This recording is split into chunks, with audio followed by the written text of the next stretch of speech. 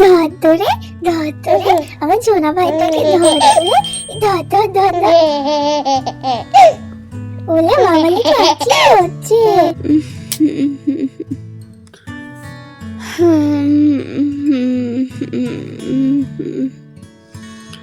সকাল হয়ে গেল মনে হচ্ছে।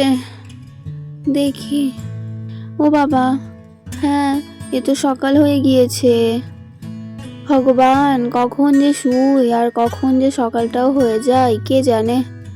যাই দেখি, উঠতে হবে তো, উঠে পড়ি। হা হা হা হা, আলিশি তো ছাড়তেই চায় না। উঠতে তো হবে। যাই, নামি বিছানা থেকে, কাজগুলো সব সারতে হবে, কত কাজ আছে। এই বলে তো আমাদের গায়ত্রী আস্তে আস্তে বিছানা ছেড়ে নামতে থাকে। ও মা, আমার মেয়েটা কিভাবে ঘুমাচ্ছে দেখো। কেউ কি বলবে সারাদিন এত দুষ্টুমি করে? এত দুরন্ত আমার মেয়েটা। আর এখন দেখো কি সুন্দরভাবে ঘুমাচ্ছে, মনে হচ্ছে না কত নিষ্পাপ, কত ঠান্ডা। বাবা মেয়ে দুজনেই বড্ড ঘুম কাতুরে, ঘুম পেলে আর কিচ্ছু চায় না। ঢাকাটা ভালো করে দিয়ে দি গায়ে। যাই এবার, আমাকে আবার সব কাজ সারতে হবে। ওরা বরঞ্চ এখন ঘুমাচ্ছে, ঘুমাক, একটু পরে ওদেরকে ডেকে দেবো। এত তাড়াতাড়ি উঠেই বা কী করবে? আর আজকে তো ওর বাবার সেরকম মাঠে কাজও নেই, একটু পরেই বরং ডাকবো। যাই, আমি বরং গিয়ে মুখটা ধুয়ে আসি, চোখে মুখে একটু জল দিয়ে নিই। যাই, চোখ মুখটা ধুয়ে আসি, দিয়ে তারপরে এসে বাকি কাজ সব সারবো। আর এই বলে তো আমাদের গায়ত্রী আস্তে আস্তে চোখ মুখ ধোয়ার জন্য বাইরের দিকে যেতে থাকে। চোখে মুখে জলটা দিয়ে এতক্ষণে ঘুমটা আমার ছাড়লো। যাই, রেখে দিই মগটা। যাই, এবার ঠাকুর প্রণামটা সেরে নিই। ঠাকুর প্রণাম না করে কোনো কাজে হাত দেবো না। আমার মা সে কোন কাল থেকে আমাকে শিখিয়েছে। যাই, আস্তে আস্তে করে গিয়ে তুলসী তলায় গিয়ে আগে প্রণামটা সেরে নিই। আর এই বলে তো আমাদের গায়ত্রী আস্তে আস্তে করে গিয়ে তুলসী তলায় যেতে থাকে। হে কৃষ্ণ করুণা সিন্ধু দীনবন্ধু জগৎপথে গোপেশ গোপিকাকান্ত রাধাকান্ত নমস্তুতে। নমো নমো নমো নমো। হে রাধা মাধব, প্রণাম নিও ঠাকুর।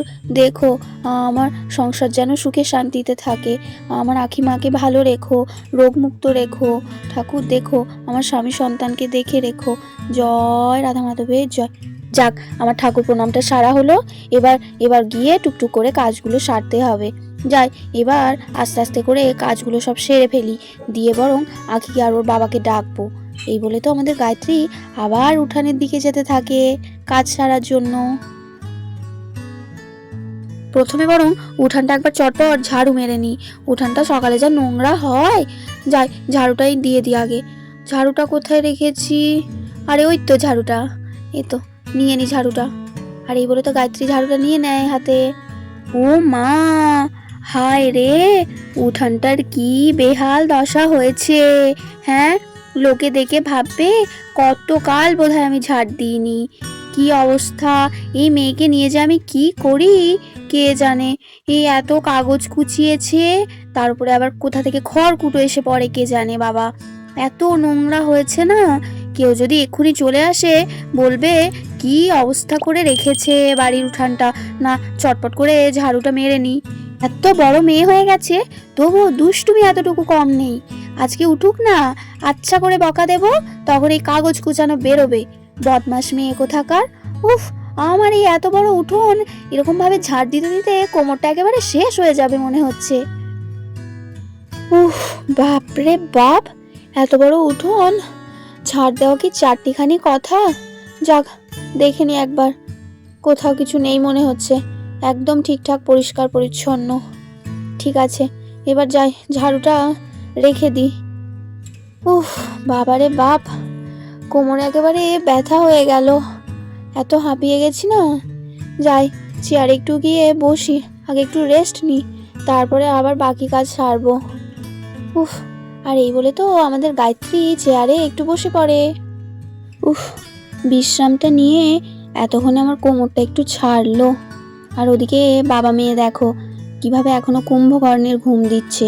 আমি এদিকে খেটে খেটে মরে যাচ্ছি, আর ওরা দুজনে এত বেলা পর্যন্ত ঘুম দিচ্ছে। ওদের ঘুমের 12টা বাজাচ্ছি আমি, ঘুম ওদের বের করছি। না, এবার দুজনকেই ডেকে তুলে দিই। কি গো, বলি আখির বাবা, আর কতক্ষণ ঘুমাবে? হ্যাঁ, দেখো দেখি কেমন রোদ উঠে পড়েছে। সারা দুপুর ভোর কি ঘুমিয়েই যাবে নাকি আজকে? আরে ওঠো, শুনতে পাচ্ছ? কি গো, বাবা মেয়ে দুজনে কিভাবে ঘুমাচ্ছে দেখো। বলি এই যে, আমি কিন্তু আর ডাক দেব না, আমি চা চাপাতে চললাম, আর কিন্তু চা পাবে না বলে দিলাম। এই আখি, আখি, মারে ওঠ, তুইও তো তোর বাবার মতো একেবারে কুম্ভকর্ণের ঘুম ঘুমাচ্ছিস। দাঁড়া, এই ঠান্ডায় ঢাকাটা না খুলে দিলে দেখছি হবে না, কতক্ষণ ঘুমাতে পারিস দেখি। ওহ বাপ রে বাপ, গায়ত্রী, তুমি না সত্যি সত্যি এসব কুবুদ্ধি কোথা থেকে শিখছো বলো তো? এই শীতেও ঠান্ডায় ঢাকাটা খুলে দিচ্ছে। আরে বাবা, উঠছি তো নাকি, শুনতে পেয়েছি। তোমার মতো অত ভলিউমের গলা নিয়ে কানের গোড়ায় চেঁচালে সে এমনিই উঠে পড়বে। হ্যাঁ, সেই কথাই তো বলছি, উঠে পড়ো চটপট। রোদ উঠে পড়েছে, এখনো পর্যন্ত ঘুমাচ্ছে। মাঠে কাজ থাকলে তো এতক্ষণ 7 বার উঠে পড়ো। ওঠো ওঠো, উঠে পড়ো, আর মেয়েটাকে উঠিয়ে নিয়ে চলে আসো। এই আখি, বাবার সাথে উঠে চোখে মুখে জল দিয়ে ব্রাশ করে চলে এসো, আমি কিন্তু চা চাপাতে যাচ্ছি। আর কিন্তু চা পাবে না দেরি করলে। হ্যাঁ হ্যাঁ, এই তো আমি নিয়ে যাচ্ছি, ওকে তুলিয়ে দিচ্ছি। তুমি যাও, গিয়ে চাটা চাপাও তো, আর চেঁচিও না কানের গোড়ায়। হ্যাঁ, আমি যাচ্ছি। ঠিক আছে, যাও যাও। ওহ বাবা রে, এ ঘুম থেকে ওঠা শীতকালে যে কি কষ্টের। হা হা বাবা। কি, আমাকে যেন আর বলতে না হয়, আমি কিন্তু চলে যাচ্ছি চা চাপাতে। উফ, ভালো লাগে না, তখন থেকে আমাকে জ্বালিয়েই যাচ্ছে। উঠছি তো বাবা, শুনতে পেয়েছি। তুমি যাও, চা করো, আমি উঠে পড়ছি ততক্ষণ।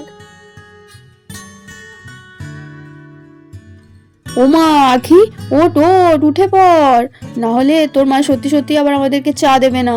চল চল চল, উঠে পড়। তোর আজকে স্কুল নেই? স্কুল যেতে হবে তো। আগো বাবা, এ দুদিন তো স্কুল ছুটি, সামনে সরস্বতী পুজো না, সেই জন্য। ও হ্যাঁ, আমি তো ভুলে গিয়েছিলাম, পুজোর আগে তো ক্লাসরুমগুলো সব পরিষ্কার করতে হবে। আচ্ছা চল, চোখে মুখে জল দিয়ে নিবি চল। দেখতে দেখতেই তো আমাদের গায়ত্রী চা বসাতে শুরু করে দেয়। কাপটা কোথায় গেল? এই তো, কাপে করে জলটাকে মাপ করে নি।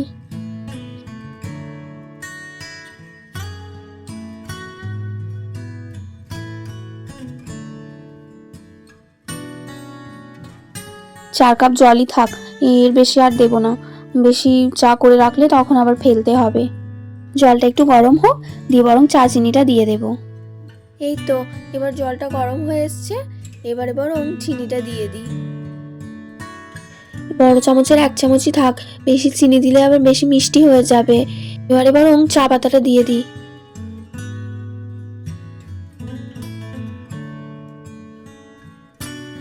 চা পাতাটা তো বেশ ভালো মনে হচ্ছে, খুব সুন্দর কালার এসছে, আবার সুগন্ধও বেরোচ্ছে।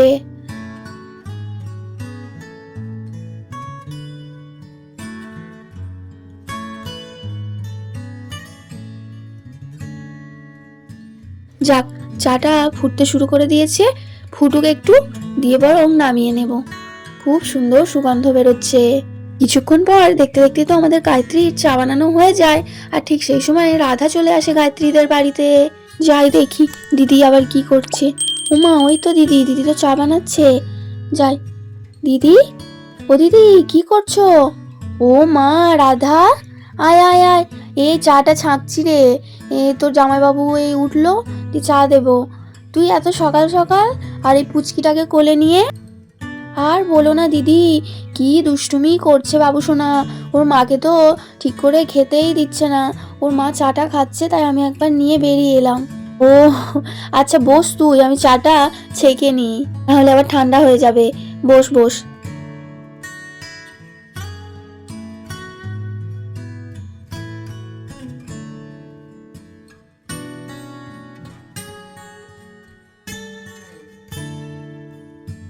ও বাবু সোনাটা, তুমি একটু চা খাবে নাকি আমাদের সাথে? গরম গরম চা, তোমার কিন্তু চা ঢালিনি। বাবা, দুধ খাক আর নাই খাক, এইসব জিনিস খুব খাবে বাবা। ভাত মুড়ি দেখলেই হয়েছে, একেবারে ওর উপরে হামলে পড়বে। দিদি, তুমি আবার আমার চাও দিলে নাকি? আমি এই মাত্র খেয়ে আসলাম বাড়ি থেকে। ও ও মা, বাড়ি থেকে একটু খেয়েছিস তো কি হয়েছে? আমার চাও একটু খা কেন? দেখ কেন আমি কেমন বানালাম, কতদিন বাদে খাচ্ছিস। হ্যাঁ রাধা, একটু গরম চা খাও কেন? হ্যাঁ, আমি তো আপনাদের বাড়ি খেয়েই যাই, আপনারা তো আর আমার বাড়ি যাবেন না। এ ভাইটা, এ বাবু সোনা ভাইটা, এলে তুই আমাদের বাড়ি এসেছিস। ভাই কই রে? এ ভাই, টুকি টুকি টুকি, দেখ তোর পেটটা খেয়ে নিলাম।